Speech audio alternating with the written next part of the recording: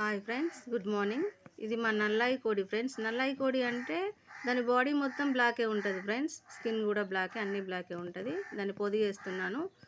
పొదిగేసే ముందు గుడ్లు నీట్గా కడుక్కోవాలి ఫ్రెండ్స్, డస్ట్ అది ఉంటుంది కాబట్టి. తర్వాత బొగ్గుతోటి ఇలా గీతలు గీసుకోవాలి.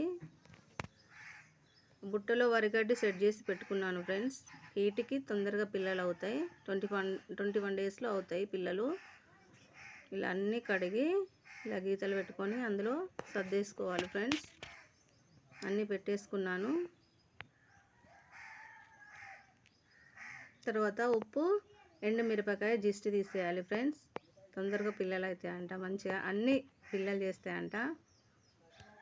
పడేస్తుంది. తర్వాత చాక్ తోటి ఇలా పెట్టాలి, ఘాట్లు పెట్టినట్టు అట్లా పైన మోపాలంట.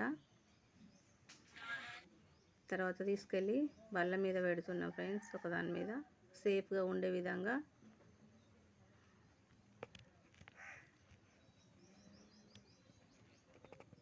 తర్వాత కోడిని తీసుకొచ్చి దాని మీద వేసేస్తున్నాను, గుడ్ల మీద పెట్టేసి. గుడ్ల మీద పెట్టేస్తున్నా ఫ్రెండ్స్ కోడిని తీసుకెళ్ళి.